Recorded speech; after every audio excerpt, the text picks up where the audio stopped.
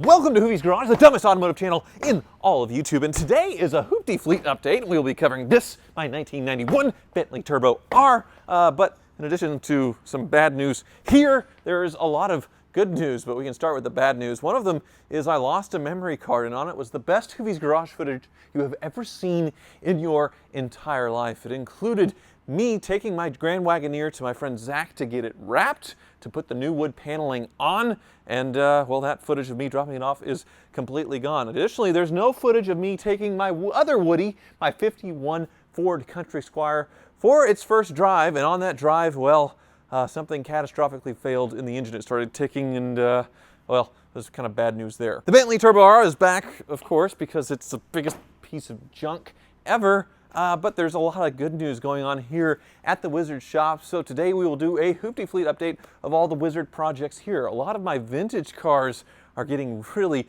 really close. So let's find the Wizard and start walking around. Oh, Wizard, this Bentley, yeah. Sounds like... Yeah, it sounds like a toilet flushing. It kind of does. It's flushing money down the toilet. Thank you very much, yes.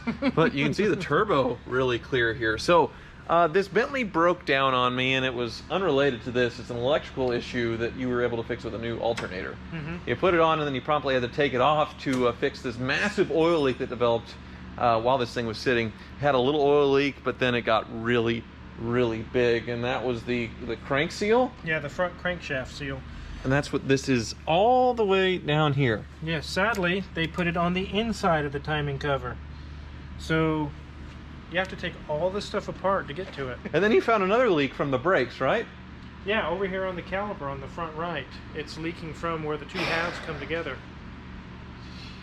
It just keeps going and going and going. It's never going to stop. So this is supposed to be my winter Bentley, my beater Bentley, but the winter's rapidly going. It is. And it's getting torn apart once again. This is more your fixture, your mascot here in the shop. It just keeps coming back. Well, let's move on to some good news, huh? The van that I gave you for Christmas, you're putting it back together, yes? Yes. We put a new heater hose on it. We've got all the interior back together. Really? A new belt. Did you get the mood lighting working? Yes. It's very important. Oh yeah, Wizard. Flip it on. Oh, you did it. Look at that. This is actually a really nice van for 900 bucks. It really is, and it drives wonderful. So you just fixed the few little things, the coolant leak and the belt, and yes. I see you got a bow on it, so planning to re-gift my gift? Yes, it's going to be a re-gifted gift. What do they call it, a white elephant gift? Well, no, it's called re-gifting. Re-gifting, I guess that's what I'm going to do here. Normally it's offensive to the person who gave you the gift, but I totally understand. So you're giving it to someone who needs it? Yes, I have someone who has health issues, and a van would fit the bill perfect for them. Well, wonderful. Well, the Maybach not given away. We just did the video on that. Definitely not. Unfortunately, the Country Squire had a little mishap.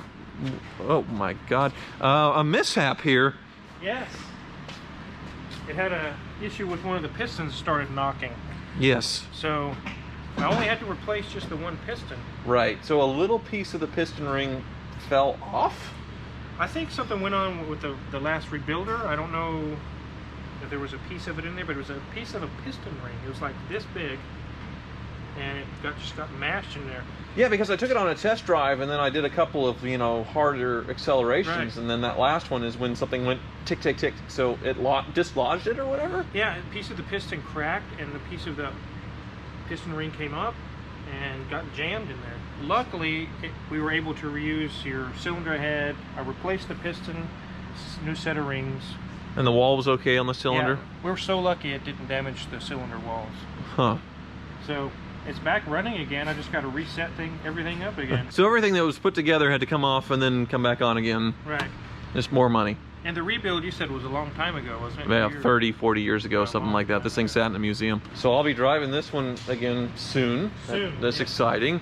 And then the Mustang, which I was not manly enough to own apparently, you got Magic Mike working on. Yes, this is my 66 GT350 Tribute, and it is manual everything. Manual transmission, manual brakes, and there was manual steering, but I just couldn't. I mean, I could handle it, but it was really hard. Not just in parking, but just like driving out of my neighborhood. It just took so much effort. Right. And we talked about doing, say, power steering from a 66 Mustang with the old style, whatever, it would feel like crap, or modernizing it with rack and pinion, which would have been very expensive. But this was the more interesting way, which it's a flashlight.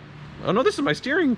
It's a steering column. Yeah. It's been modified to fit this beautiful little electric power steering conversion. Yes, we're doing Prius power steering.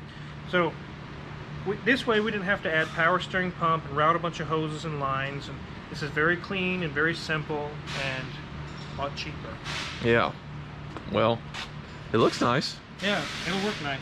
Good instructions, easy to put in. Yeah, not too bad. Okay. Whistle work then.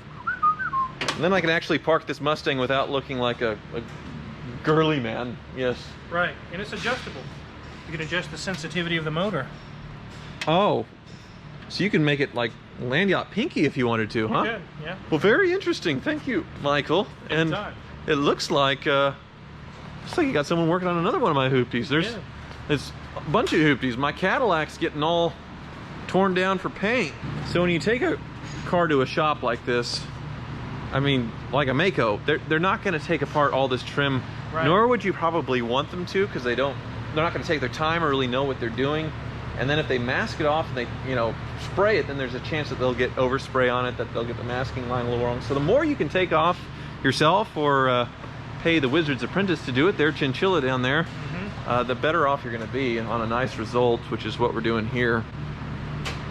And there were some things to do on this thing, right? Like oil change and... Yeah, there's an oil change. Just normal maintenance and then a few little electrical things, but amazingly this thing sat for 10 years and it's in really good shape. So it's definitely worthy of a paint job. Only 52,000 miles on it. 87 Broham. You haven't got the Broham off yet. Is it a sticker? Probably some nuts on the inside. I'll help you right here. I'm gonna get one. See, I'm working. And that's a lot more work right there. Yep. Wow. Being detrimmed, debumpered, everything. Broham. Yes, my Beck Spider that's getting a Subaru 2.5 engine put in it, and it looks very, very in, Wizard. Yes, we're getting closer and closer every day. We got the ECM done, the wiring done. I'm starting to figure out the intake. We've got to run coolant lines and fuel lines. And it's just about ready to start. Really? It actually will turn over right now. Seriously? Yeah. Okay, do it. Yeah, for sure. You can hear the ECM go through all of its little... Yeah? You're kidding me. It's almost there. We're getting very close. Well, that's absolutely awesome, Wizard. So this must have been way easier to do than, say, the old LS Swap 911 back in the day, right? Oh, yeah. I can do 3 of these in the time it would take to do the Apollo 911 swap. It's pretty straightforward, and yeah, it looks right. For being a 50s body with a 2000s engine in it, it looks pretty appropriate if you could just look past the computers and the wiring and everything. Yeah.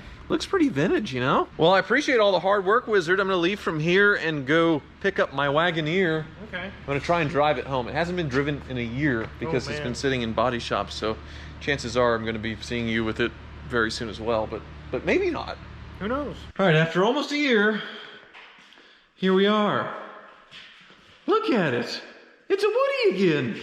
She's done. Oh, man. And I chose the same wood pattern that it had, because some Wagoneers, they have this trim going all the way around, but not the 84. Yes?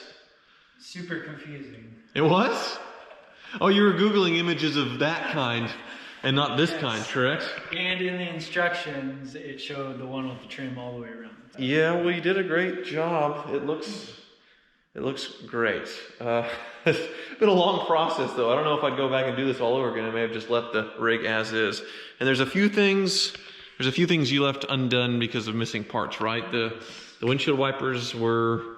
They have some weird bracket that I don't understand. Okay. So the Wizard yes. here is good at that sort of stuff. And my roof rack needs these thingies and seals.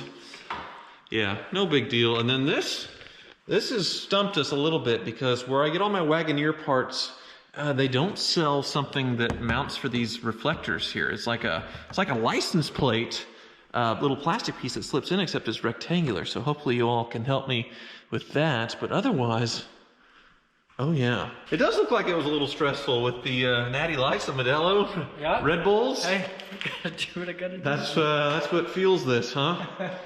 Well, very I nice. do trade work, by the way. Okay. Yeah, I lost the gas cap too, so I need to get that. But it's coming back together. I need to get up to the paint shop to have the final buff with all the little imperfections come off of it. And the Car Wizard, from it sitting for such a long time, but we're so close. But now I'm going to try and drive it for the first time in a year. I've used flatbeds to get around because it didn't have any stuff on it, but now, I mean, it should drive. It moved okay, right? It moved off the tow truck good and started last night. It's amazing how well this thing drives after sitting for a year in a couple of body shops. It's like this thing just wants to live. 198,000 miles on it too. And even though we're not quite at the end yet, it is close enough to call it a happy ending. It's kind of like the last Lord of the Rings movie. I think the ending took over an hour, which is gonna happen to this. It needs little trim pieces, other stuff, little things fixed, but it'll always be broken. I mean, it's an old Chrysler product, or AMC, I suppose. Thank you for watching.